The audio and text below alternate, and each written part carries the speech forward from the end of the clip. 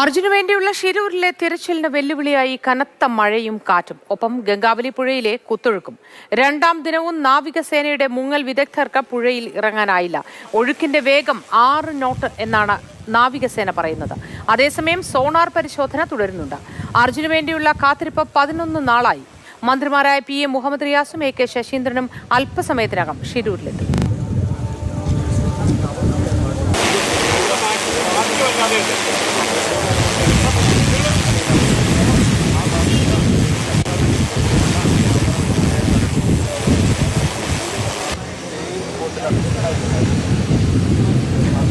ഷിരൂരിൽ നിന്നും KB ശ്രീധരനും K മധുവും ചേരുന്നു. ശ്രീധരൻ, അതിശക്തമായ കാറ്റും മഴയും ഈ പ്രതികൂല കാലാവസ്ഥ എങ്ങനെയാണ് രക്ഷാദൗത്യത്തെ ബാധിക്കുക എന്ന് എടുത്തു ചോദിക്കേണ്ട കാര്യമില്ല. ദൃശ്യങ്ങളിൽ നിന്ന് തന്നെ മനസ്സിലാവുന്നു. എന്താണ് ഇപ്പോൾ ഏറ്റവും പുതിയ വിവരം അവിടെ നിന്ന്? കാലാവസ്ഥ എങ്ങനെയുണ്ട്?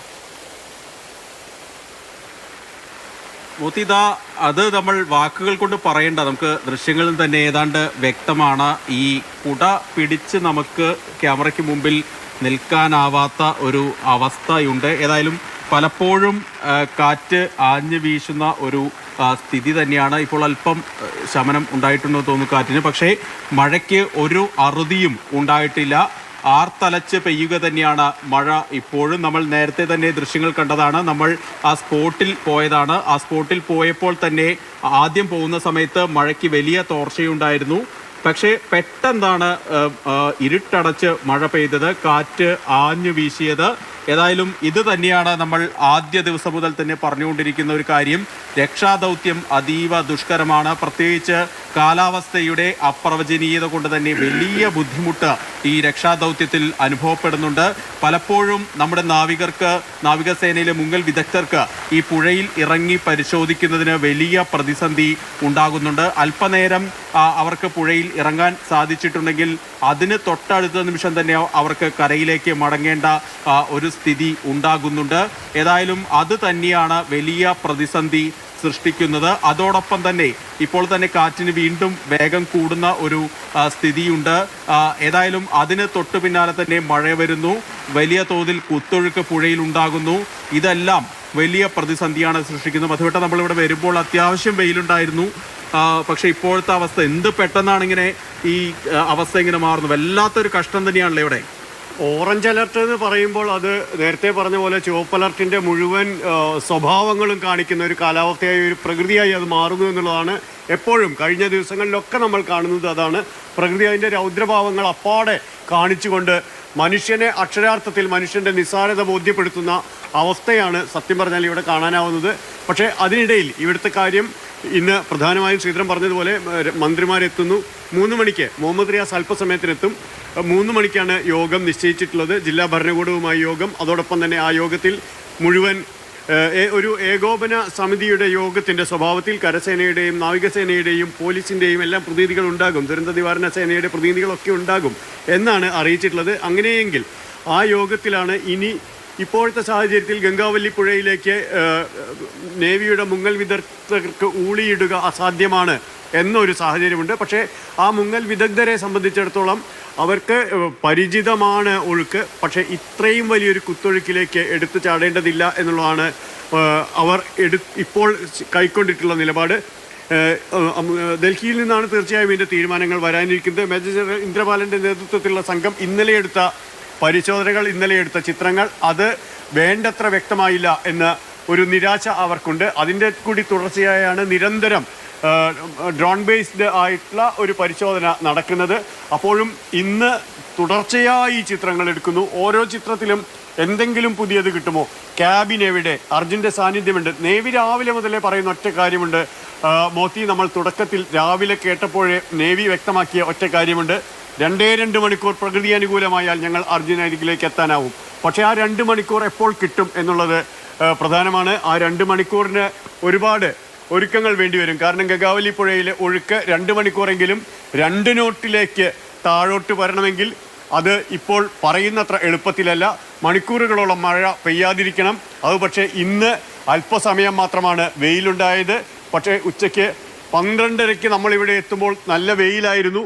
അതാ 1 മണിക്കൂർ കഴിയും മുമ്പേ കാര്യങ്ങൾ ആകെ മാറുന്ന ഒരു അവസ്ഥയാണ് കാണാനാവുന്നത്. അത് ഈ പെയ്യുന്ന മഴ ഇപ്പോൾ പുഴയിലേക്ക്, ഇവിടെ നിന്ന് ഈ ലോറികൾക്കപ്പുറത്ത് പുഴയാണ്, പക്ഷേ ആ പുഴയിലേക്ക് കാണുമ്പോൾ ഈ മഴയ്ക്ക് മുമ്പ് വെയിലിൽ കണ്ട പുഴയല്ല ഇപ്പോൾ ഈ മഴയത്ത്.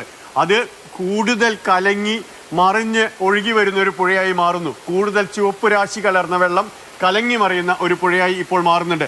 അത് സ്വാഭാവികമായും മണ്ണൊഴുക്കും കുത്തിയൊഴുക്കി വരുന്ന ചെളിയുമാണ്. അത് ഉണ്ടാക്കുന്നത് വീണ്ടും സീറോ വിസിബിലിറ്റി എന്ന് പറയുന്നത് ഒന്നും കാണാനാവില്ല എന്നുള്ളൊരു അവസ്ഥയിലേക്ക് കാര്യങ്ങളെ കൊണ്ടെത്തിക്കുകയാണ്. അത് ഉണ്ടാക്കുമ്പോൾ അത്തരം ഒരു അവസ്ഥ വലിയ പ്രതിസന്ധിയാണ് മുങ്ങൽ വിദഗ്ധരെ സംബന്ധിച്ചിടത്തോളം ഉണ്ടാക്കിയിട്ടുള്ളത്. എന്തു വേണം എന്നുള്ള കാര്യത്തിലുള്ള ആ യോഗമാണ്, നിർണായക യോഗമാണ് 3 മണിക്ക് ചേരാനിരിക്കുന്നത്. മോത്തി മധു, ശ്രീധരൻ, കനത്ത മഴയിൽ അവിടെ തുടരുന്നത് നല്ല ബുദ്ധിമുട്ടുണ്ടാക്കുന്ന കാര്യമാണെന്നറിയാം.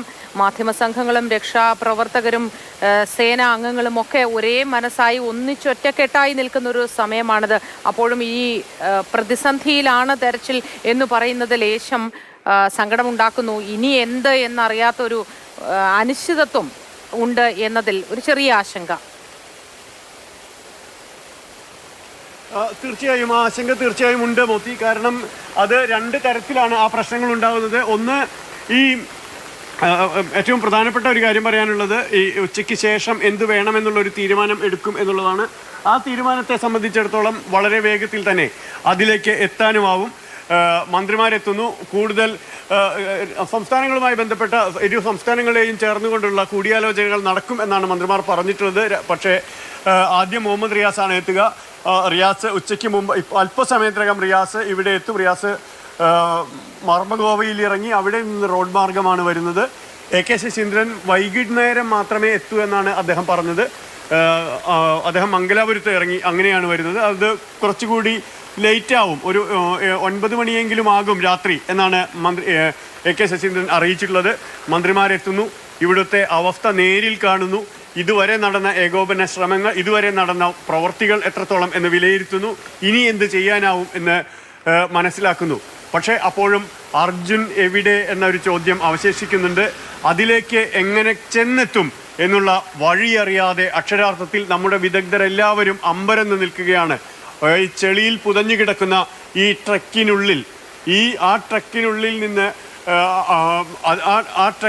നിന്ന് ഇപ്പോൾ ഇതുവരെ അത്തരത്തിലുള്ള ഒരു സിഗ്നലും ലഭിച്ചിട്ടില്ല എന്നുള്ളതാണ് യാഥാർത്ഥ്യം. അക്ഷരാർത്ഥത്തിൽ ഇപ്പോൾ തെരച്ചിൽ പ്രവർത്തനങ്ങൾ ഈ ശബ്ദ തരംഗങ്ങൾ ഉപയോഗിച്ചുകൊണ്ടുള്ള പരിശോധന, ഡ്രോൺ വിഷ്വൽസ് എടുത്ത പരിശോധന, നേരത്തെ നമ്മൾ കണ്ടത്, നമ്മൾ അവിടെ ചെല്ലുമ്പോൾ ആ വെയിൽ, ആ അനുകൂല പ്രകൃതിയിൽ ഡ്രോൺ വിഷ്വൽസ് എടുക്കുന്ന അത് നമ്മൾ കണ്ടിരുന്നു. പക്ഷേ അതിനുശേഷം ഇപ്പോൾ അത് ഏറെക്കുറെ ഇപ്പോൾ അതില്ല.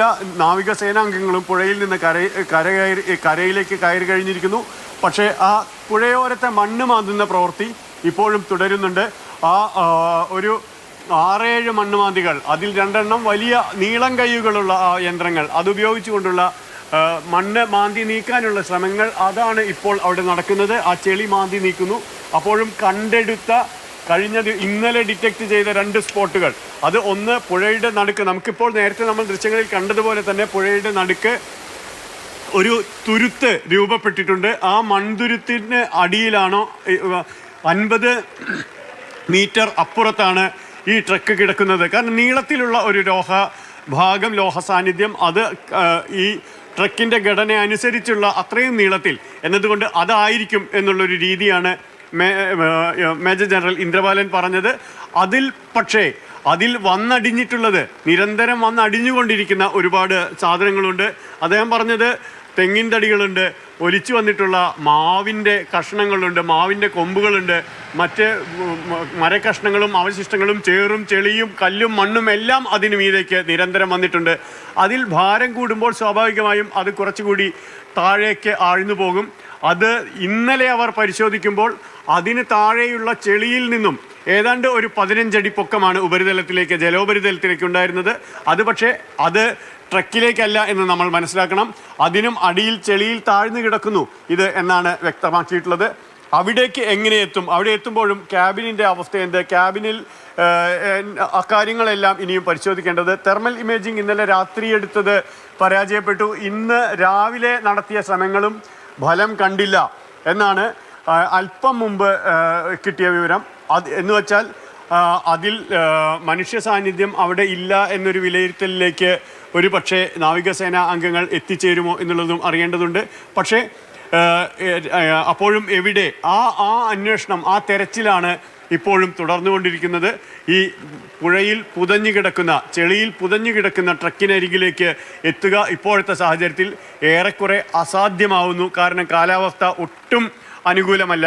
ഓരോ നിമിഷവും പെയ്ത് തീരുന്ന മഴയ്ക്കനുസരിച്ച് പുഴയിൽ ഒഴുക്ക് കൂടിക്കൊണ്ടേയിരിക്കുന്നു. ആ ഒഴുക്കാണ് 6 നോട്ട് എന്ന് രാവിലെ പറഞ്ഞത്.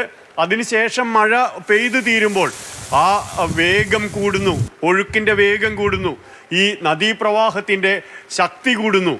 അത് ഉണ്ടാക്കുന്ന പ്രതിസന്ധി ശ്രീധര ശരിക്കും മനുഷ്യനെ സംബന്ധിച്ചിടത്തോളം എല്ലാ കാര്യങ്ങളും ചെയ്തു എന്ന് പറയുമ്പോഴും അത് തൽക്കാലം പ്രകൃതിക്ക് വിട്ടുകൊടുക്കുക എന്നൊരവസ്ഥയിലേക്ക് കാര്യങ്ങൾ ചെന്നെത്തുന്നുണ്ട്.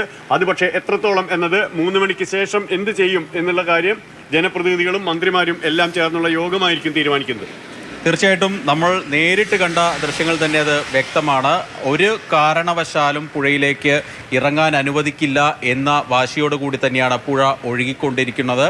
അതായത് പലതവണ ഈ നമ്മുടെ നാവികസേന ഉദ്യോഗസ്ഥർ അല്ലെങ്കിൽ മുങ്ങൽ വിദഗ്ധർ അവിടെ താഴേക്ക് ഇറങ്ങാൻ ശ്രമിച്ചിരുന്നെങ്കിൽ പക്ഷേ അവർക്ക് അത് പറ്റാത്ത ഒരു സ്ഥിതി, ഈ മഴയത്ത് ഈ കാറ്റത്ത് അവർക്ക് ഇറങ്ങാൻ കഴിയാത്ത ഒരു സ്ഥിതി ഏതായാലും അവിടെ ഉണ്ട്. നിലവിൽ രക്ഷാപ്രവർത്തനം, പുഴയിലെ രക്ഷാപ്രവർത്തനം താൽക്കാലികമായി നിർത്തിവെച്ചിരിക്കുന്ന ഒരു അവസ്ഥയാണ്. ഈ നേരത്തെ 2 ബോട്ടുകളിലായിട്ടാണ് നമ്മൾ അവിടെ ചെന്നപ്പോൾ ഈ രക്ഷാദൗത്യ സംഘാംഗങ്ങൾ അവിടെ പുഴയിൽ തിരച്ചിൽ നടത്തുന്നത് കണ്ടത്. പക്ഷേ അവരിൽ കൂടുതൽ ആ മൺതിട്ടയുടെ ഭാഗത്ത് വേഗം പരിശോധിക്കുകയാണ്, ഗതിശക്തി എത്രത്തോളം ഉണ്ട് എന്ന് പരിശോധിക്കുകയാണ് ചെയ്തത്. ആ ഒഴുക്കിന് ഏതെങ്കിലും തരത്തിൽ ഒരു കണികയെങ്കിലും കുറവുണ്ടായാൽ മാത്രമേ നമുക്ക് ആ പുഴയിൽ ഇറങ്ങി, അടിത്തട്ടിലിറങ്ങി, നേരത്തെ മധുവട്ടം പറഞ്ഞ പോലെ ആ ലോറി ഉണ്ട് എന്ന് നമ്മൾ കരുതുന്ന 5 മീറ്റർ ആഴത്തിൽ 50 മീറ്റർ അകലെയുള്ള, തീരത്ത് നിന്ന് 50 മീറ്റർ അകലെയുള്ള ആ പ്രദേശത്തേക്ക് എത്തിച്ചേരാനാവൂ. അപ്പോഴും അതിനു മുകളിൽ വലിയ തോതിൽ ഡെപ്പോസിറ്റ്, ചേറിൻ്റെ ഡെപ്പോസിറ്റ് ഉണ്ടാവാനുള്ള ഒരു സാധ്യതയുണ്ട്. അതിനുമടിയിലാണ് ഈ ട്രക്ക് ഉണ്ടാവുക. ഏതായാലും ആ ചേറും ചെളിയും മാറ്റി അത് ക്യാബിൻ എവിടെയാണെന്ന് കണ്ടെത്തിയ ശേഷം മാത്രമേ അർജുനെ നമുക്ക് പുറത്തെടുക്കാനാകൂ. ഏതായാലും 2 മണിക്കൂറെങ്കിലും, നേരത്തെ പറഞ്ഞ പോലെ 2 മണിക്കൂറെങ്കിലും ഏതെങ്കിലും തരത്തിൽ പ്രകൃതിയൊന്ന് നമ്മളെ അനുകൂലമായി, ഈ രക്ഷാപ്രവർത്തനം അനുകൂലമായി, ഈ മഴയൊന്ന് മാറി നിന്നാൽ, കാറ്റൊന്ന് വീശാതിരുന്നാൽ, ഒഴുക്ക് അല്പമൊന്ന് കുറച്ചാൽ നമുക്ക് വളരെ വേഗത്തിൽ ഈ നടപടികൾ പൂർത്തിയാക്കാനാകും. മനുഷ്യസാധ്യമായിട്ടുള്ള